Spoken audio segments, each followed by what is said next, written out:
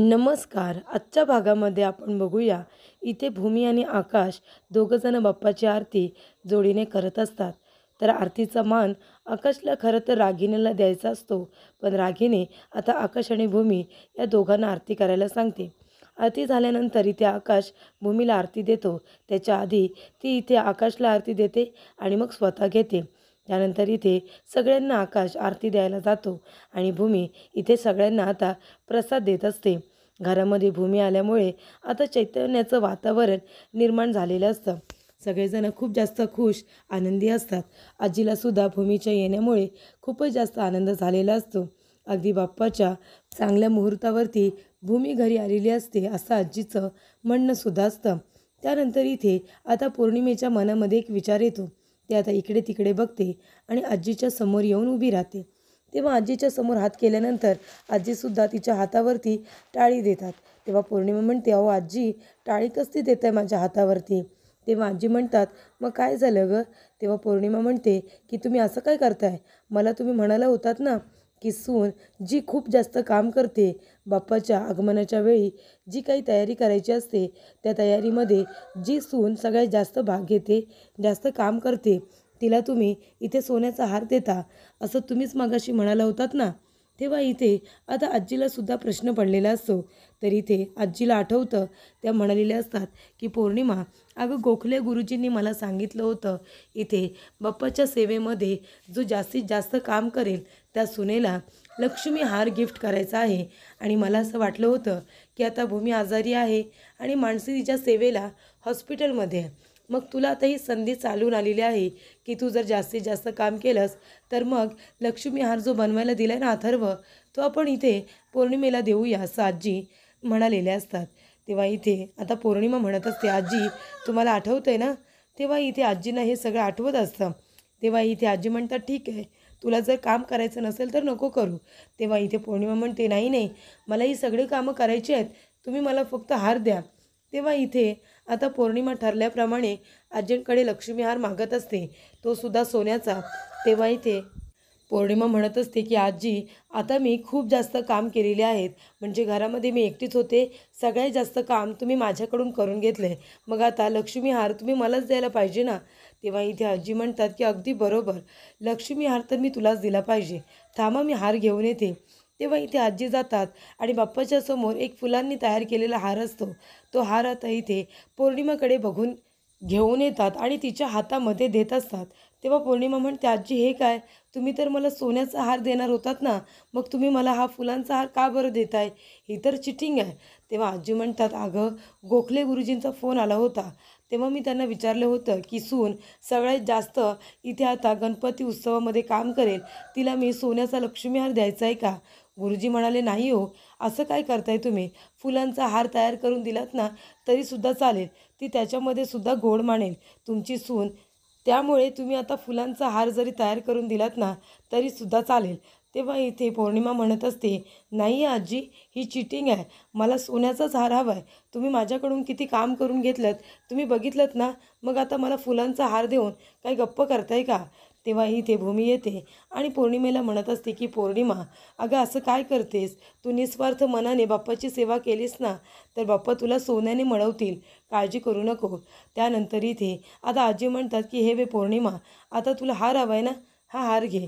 तेव्हा इथे पौर्णिमेला खूपच जास्त आता राग आलेला असतो, कारण आजीने तिला फसवलेला असतं, पचका केलेला असतो. त्यानंतर रागिनी म्हणते, "बरं बास झाली आता तुमची गंमत जमत, आता पुढची तयारी करायची आहे ना, सगळं काही झालं आहे का मानसी?" तेव्हा मानसी म्हणते, "नाही आई, बाकीची सगळी तयारी झालेली आहे, फक्त मी मोदक मागे ठेवले होते, आता नैवेद्यासाठी मोदक बनवायचे आहेत."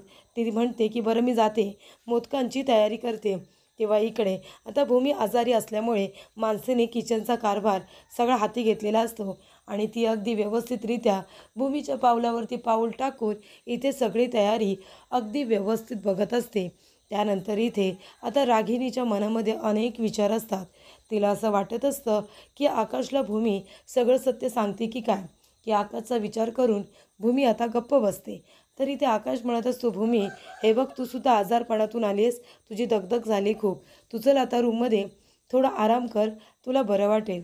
तेव्हा भूमी म्हणते, "हो ठीक आहे, चल आपण जाऊया." तरी ती रागिणी पुन्हा घाबरते.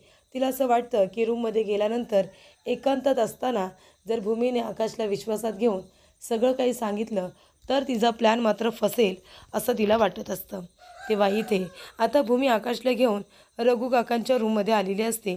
तेव्हा इथे आकाश म्हणतो, अगं भूमी, आपण रघु काकाच्या रूममध्ये का आलो आहे? तुला तर आराम करायचा आहे ना. तेव्हा इथे भूमी म्हणते की आकाश, आज रघु काकांमुळे मी जिवंत आहे. रघु काकांनी माझ्या हातामध्ये त्यांचा प्राण सोडला, त्यांनी श्वास सोडला. तुला माहिती आहे का, रघु काकांनी खूप केले सगळं आपल्यासाठी. तेव्हा इथे भूमी म्हणते, आधी त्यांनी तुझ्यासाठी केलं आणि माझ्यासाठी त्यांचा जीव गेला. तेव्हा इथे भूमीला आठवत असतं, ती म्हणत असते, काका मी तुम्हाला डॉक्टरांकडे घेऊन जाते, आपण हॉस्पिटलला जाऊया. आणि तेवढ्यातच इथे काकांनी तिला मनातलं सगळं काही सांगून आता तिच्या मांडीवरती इथे त्यांनी जीव सोडलेला असतं. तेव्हा इथे भूमी म्हणत असते की आकाश, किती केले ना रघु काकांनी तुझ्यासाठी, माझ्यासाठी, या घरातल्या लोकांसाठी, या घरासाठी. तेव्हा आकाश म्हणतो, हो ना भूमी, तुला माहिती आहे का, तुझी मेमरी परत यावी, तुझी स्मृती परत यावी. तेव्हा रघु काकांनी सुद्धा खूप जास्त प्रयत्न केले. तर रघु काकाची खूप इच्छा होती की तुझी स्मृती लवकरात लवकर परत यावी, तुला आधीचं सगळं आठवावं. आणि आता तुला सगळं आठवतं आहे, तर इथे रघु काका हे सगळं बघायला आपल्यात नाही आहे. तेव्हा इथे आता भूमीला या गोष्टीचं फार वाईट वाटत असतं. तेव्हा इथे तिला आठवतं, रघु काकांनी जाता जाता तिला खूप मोठी गोष्ट सांगितलेली असते. तरी ते आकाश म्हणत असतो की भूमी, आपण हे सगळं असंच ठेवूया रघु काकाच्या आठवणीमध्ये, म्हणजे ही त्याची रूम आहे ना, त्याच्या नावाने आपण अशीच ठेवायची. तेव्हा इथे आता हातामध्ये एक थैली घेऊन अथर्व येतो. अथर्व म्हणत असतो की भूमिताई, हे घे, तू जे मागवलं होतंस ते आलेलं आहे. स्टुडिओमधून एक माणूस आला होता. तेव्हा इथे आता आकाश म्हणत असतो की अथर्व, याच्यामध्ये काय आहे? आपल्या रघु काकाचा फोटो आहे का? तेव्हा इथे अथर्व म्हणत असतो, हो, भूमिताईने हॉस्पिटलमधून येता येता बनवायला दिला होता आणि याचं सगळं क्रेडिट आपल्या भूमिताईलाच जाते, असं म्हणून तो तिथून निघून जातो. तेव्हा इथे आकाश म्हणतो की भूमी, हे सगळं तू कसं लक्षात ठेवतेस गं? तेव्हा इथे भूमी म्हणते की आपल्या माणसांसाठी आपल्याला जे काही करायचं असतं ते लक्षात ठेवायची गरज नसते, ते सगळं आपसुकच होत असतं. तेव्हा भूमी म्हणते, चल रघु काकांचा फोटो भिंतीवरती लावूया. तेव्हा इथे आता रघु काकाचा फोटो भिंतीवरती लावल्यानंतर इथे भूमी म्हणत असते की आकाश, म्हणजे जेव्हा मी हॉस्पिटलमध्ये होते आणि जेव्हा रघु काकांचा जीव गेला तेव्हा मी त्यांच्यासाठी इथे काही करायला नव्हते. तेव्हा मला असं वाटलं की त्यांच्या रूममध्ये येऊन त्यांची आठवण काढून त्यांचा फोटो लावून त्यांना श्रद्धांजली द्यावी. आणि त्यावेळेला मी नव्हते, तेव्हा मला आता त्यांच्यासाठी काहीतरी करायचं होतं, तेच मी करण्याचा प्रयत्न केला आहे. तेव्हा इथे भूमी म्हणत असते, आकाश, रघु काकांचा हा फोटो किती जिवंत वाटतोय ना, जणू काही ते आपल्याजवळ बोलतायत असंच मला वाटतंय. तेव्हा भूमी म्हणत असते की आकाश, तुला माहिती आहे का, रघु काकांचा जेव्हा जीव जाणार होता ना, त्याच्या आधी त्यांना मला खूप काही सांगायचं होतं रे, त्यांना माझ्याशी खूप काही बोलायचं होतं. तेव्हा आकाश म्हणतो, भूमी, तुलासुद्धा काहीतरी मला महत्त्वाचं सांगायचं होतं ना. तेव्हा भूमी विचारातच पडते. तर इथे आता रागीने छान असं ॲपल कट करून खात बसलेले असते. तेवढ्यातच तिथे आता पौर्णिमा आणि अभि येतात. तेव्हा पौर्णिमा म्हणते, आई, तुम्हाला कसलंच टेन्शन नाही का हो, ती भूमी परत आली आहे. त्या भूमीने जर आकाशजीजूंना सगळं काही सत्य सांगितलं की या सगळ्या प्रकरणाच्या मागे तुम्ही आहात आणि तुम्हाला मदत अभिने केले, तर काय होईल तुम्हाला माहिती आहे का? एवढं निवांत तुम्ही कशा काय बसू शकता? मला खरंच काही कळत नाही आहे. जेव्हापासून भूमी या घरात परत आली आहे ना, तेव्हापासून मी श्वास कसा घेऊ याचा विचार करते आणि तुम्ही एवढ्या बिनधास्त कशा?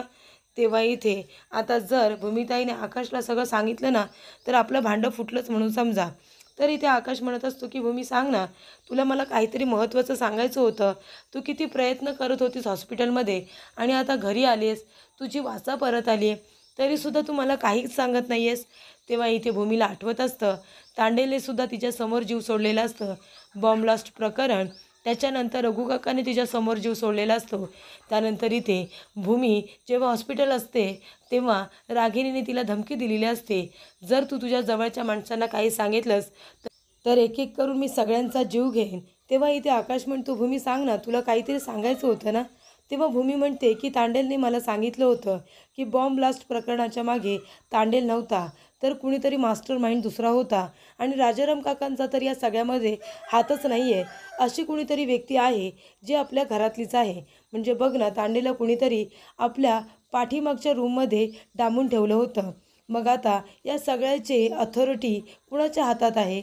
तर इथे आकाश म्हणतो की आता आपल्या घरामध्ये जेवढी माणसं राहतात सगळ्यांच्या हातामध्ये अथॉरिटी आहे ना, म्हणजे कुणीही कुठे जाऊ शकतो, कुठेही राहू शकतं. तेव्हा इथे आकाश म्हणत असतो की भूमी, आईच्या औषधांची वेळ झाली आहे. मी अलार्म लावून ठेवला आहे, कारण माझ्या लक्षात राहत नाही ना. तिच्या औषधांची वेळ ही आता माझ्याकडे आहे. मी सगळं काही बघणार आहे. तर इथे भूमीला आकाश म्हणतो, तू येतेस का? तेव्हा भूमी म्हणते, नाही तू चल, मी येते. तेव्हा भूमी आता रघु काकांना म्हणत असते की रघु काका, मी आकाशला कसं सगळं सत्य सांगू मला कळत नाही आहे, कारण तो आता पूर्णपणे आत्यांचं ऐकायला लागला आहे. पण मी तुम्हाला वचन देते की तुम्हाला आणि आकाशला मी न्याय नक्की मिळवून देईन. तर इथे आता शांतपणे इथे ध्रुवाच्या जुड्या करत आरती बसलेली असते. इथे ध्रुवाच्या जुड्या करत असताना पौर्णिमा म्हणत असते, आई, अहो तुम्ही निमंतपणे ह्या जुड्या काय करत बसलाय? तुम्हाला माहिती आहे का, आता जर त्या आकाशला सगळं कळलं तर वाट तर लागणार आहे. आतापर्यंत त्या भूमीने आकाशला सगळं सांगितलं असेल. तेव्हा रागिनी म्हणते, मी म्हणते ना, ती भूमी जर शहाणी असेल ना तर ती आकाशला काहीसुद्धा सांगणार नाही आहे. नाही सांगणार ती, कारण तिला आकाशच्या जीवाची पर्वा आहे. तेव्हा इथे पौर्णिमा म्हणत असते, मला तर भीती वाटते की आकाशला जर हे सगळं कळलं तर तो कसा रिॲक्ट करेल. तेवढ्यातच तिथे आकाश आलेला असतो. तेव्हा इथे सगळेजण लगेच गप्प बसतात, गंभीर होतात. आकाश म्हणतो, काय झालं? तेव्हा रागिनी म्हणते, नाही रे बाळा, काही नाही, आम्ही असंच बोलत होतो.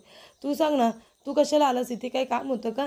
तेव्हा इथे आकाश म्हणतो की आई, अगं तुला माहिती आहे ना, आजपासून तुझ्या औषधांचं मी बघतोय. वेळा अजून माझ्या लक्षात नाही आहेत ना, तेव्हा मी अलार्म लावला होता आणि आता तुझ्या औषधांची वेळ झाली. तू घेतलीस का औषधं? तेव्हा रागिनी म्हणते, नाही रे, मी नाही घेतलीच औषधं, मी घेईन ना. तेव्हा इथे लगेचच आकाश म्हणत असतो, नाही हां, नाही आई, औषधांकडे अजिबात दुर्लक्ष करायचं नाही आहे. वेळेवरती खायचं आणि वेळेवरती औषधं घ्यायची. तेव्हा इथे आकाश म्हणत असतो, अगं पौर्णिमा, इथे पाणीच नाही आहे. आत्याला जर काही तहान वगैरे लागली तर ती काय किचनमध्ये जाणार आहे का पाणी प्यायला? तेव्हा इथे आकाश म्हणतो, आई, मी पाणी घेऊन येतो. तेव्हा रागिनी म्हणते, बघितलं ना, काही नाही सांगितले भूमीने, ती हिंमत करणारच नाही सत्य सांगायची. माझ्या हातामध्ये आता दोघेही आहेत. तेव्हा इथे पौर्णिमा म्हणते, आई, हा तर पूर्णपणे तुमचा गुलाम झाला आहे. तेव्हा रागिनी म्हणते, मला भूमीलासुद्धा गुलाम करायचा आहे आणि माझ्या पायाशी ठेवायचं आहे. आता तिला मारायची वगैरे गरज नाही आहे. तर इथे आजी आता मानसीला कशी उकड तयार करायची, मोदक कसे तयार करायचे, पीठ कसं असं मळून घ्यायचं, याबद्दल आता सगळं काही सांगत असतात. तेवढ्यातच इथे आता मानसीला सगळं काही जमत असतं. त्यामुळे इथे आता भूमी येते. भूमीला बघितल्यानंतर आजी म्हणतात, अगं भूमी, तू लगेच का बरं खाली आलीस? तू जरा आराम तरी करायचंस ना. तेव्हा इथे भूमी म्हणते की आजी, हॉस्पिटलमध्ये मी आरामच केला आहे. मला बाप्पाच्या आगमनाची काही तयारी नाही करता आली.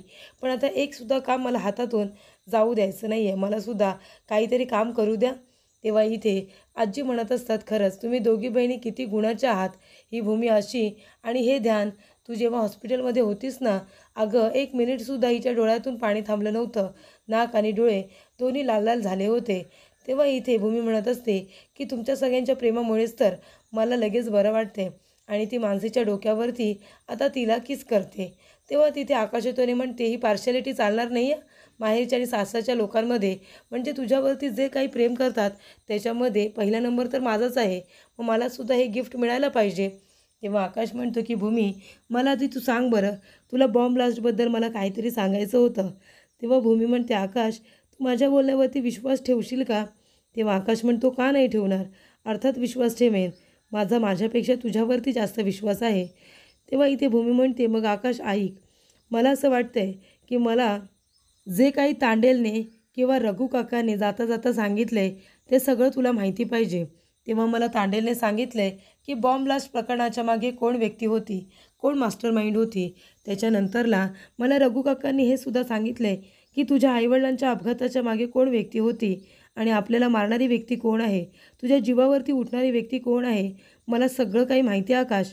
त्या व्यक्तीचं नाव आहे रागिनी पटवर्धन, आत्या. तेव्हा इथे आकाशला आणि घरातील सर्वांनाच खूप मोठा धक्का बसतो. तर पुढील भागामध्ये आपण बघूया. इथे आकाश म्हणत असतो की आजी, हा खरंच खूप चांगला दिवस आहे. म्हणजे बघ ना, आज बाप्पाचं आगमनसुद्धा घरामध्ये झालं आणि त्याचबरोबर मला माझी आईसुद्धा मिळाली, जिचं माझ्यावरती खूप प्रेम आहे. तेव्हा इथे भूमी म्हणते की खऱ्या आईची जागा दुसरं कोणीसुद्धा घेऊ शकत नाही आहे. खरी आई ती खरी आई असते. तेव्हा इथे आता मानसी भूमीला म्हणत असते की ताई, तुला आकाश जिजूंसाठी भीती वाटते का? हे बघ, तुला घाबरायची गरज नाही आहे आणि आई आहेत ना त्यांना प्रोटेक्ट करायला. आई आहेत ना, वेळ प्रसंगी आकाश जिजूंवरती आलेलं संकट स्वतःवरती घेऊ शकतात. त्यांचा जीव धोक्यात असेल तर स्वतःचा जीव धोक्यात घालू शकतात. तेव्हा इथे भूमी म्हणते की जीव घेणारी माणसं कधीही कुणाचा जीव वाचवत नाही, कधीही त्यांना जिवंत ठेवत नाहीत. तेव्हा मानसी म्हणते, काय बोलतेस तू हे ताई? तेव्हा भूमी म्हणते, आकाशची शपथ,